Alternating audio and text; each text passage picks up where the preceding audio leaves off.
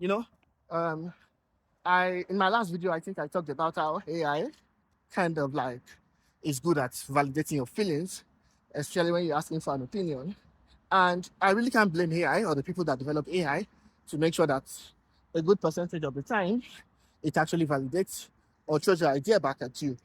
I remember when I was, you know, doing some research and trying to understand, I was trying to do like a personal evaluation. You understand? I was trying to do the personal evaluation of myself, and I was trying to understand some things about myself, why I do some things the way I do. Even though at the end of the day, I got a good result and it felt logical to me, it's still in some scenarios when I'm like trying to ask about, this one I was like self evaluation. So it was not exactly trying to validate my feelings. It actually did a thorough job. But in some other scenarios, when I'm asking for maybe some personal opinions about my line of thought, and in some cases, it will always just throw my thoughts back at me, and it will always avoid calling me a bad person. Let me put it that way. It will always avoid that. It will want me to feel valued and all of that. So, uh, when you're using AI to get opinions, this time not a personal evaluation, to get opinions about your own actions, you have to, you know, uh, think through it also. Don't just look at what it's saying. Take a step back and remove yourself from that picture and try to look at it from the context of any other person.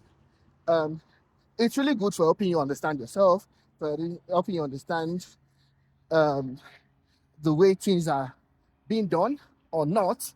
So I'm not sure you guys are getting all this explanation I'm giving, because even me myself, I know that I'm speaking in quite vague terms.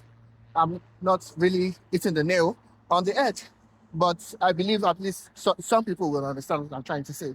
The key message in this vague video is that don't take the um, don't take the opinion of AI 100% to heart. Look at it critically and understand if you're right or you're wrong. Okay, I'll give you a quick example. There was a client I was working with, but because I was in a busy period, I was not able to get to her back on time. Uh, there were two things actually. She had placed an unreasonable cap on how many hours that she used for the project, which was unreasonable. I would not tell a client that what she's the time she's placing on my project is not reasonable. I'd rather just withdraw from the project. So I kept quiet. I didn't say anything. But honestly, I was actually also busy because I have a lot of. I had another project at the time that was like crazy time consuming. So I now went to AI and then I asked that when this person came to me and then told me that I should do this thing in 3 hours, will I go to her and let her know how long she needs to do her own work? How does it feel? It's validated. Of course, I was right, but it definitely validated my opinion. So I was now in my head thinking, what made her decide this in the first place? It was probably a chat with ChatGPT where she's like, I think this guy is ripping me off. How many hours will it realistically take to complete this project? And in that moment, AI told her it should not take more than 3 hours. And then she took it to heart and then told me to probably use 3 hours for the project. You understand? I don't blame her. You don't know what you don't know. Um, and it's all good. I mean, I I know that there are a lot of people who still value my work and understand what I do, what I do, and who understand that I will never try to strong arm them because I'm trying to make money. I always make sure I give my best to every client I work with. I don't try to play you because I also have my business. I have people that also work with me, and I don't expect them to also, play me. So I will not do that to any of my clients. I try to be very upright when I'm doing this hourly project because I understand that time is money, and I cannot waste your money or your time. But I mean, I've also had times when, honestly, I've had times when I know I took really long on some projects, and I have to go back to AI and ask that, okay, I took this much on this project, but I don't want to build this line this much because I feel they are going to think, because I put myself in people's shoes. I'll be like, if somebody told me they took this long to complete this, how would I feel? So I usually do that, and I'm like, how long will it take a professional, someone who is mid-tier, someone who is a newbie to get this done?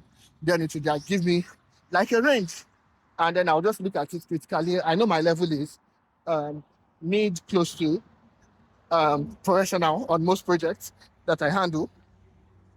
I'm somewhere between mid and senior level on most projects that I do.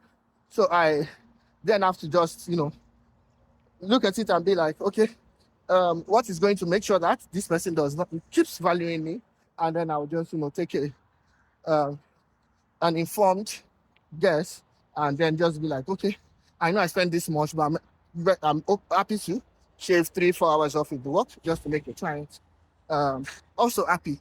So it's how I operate.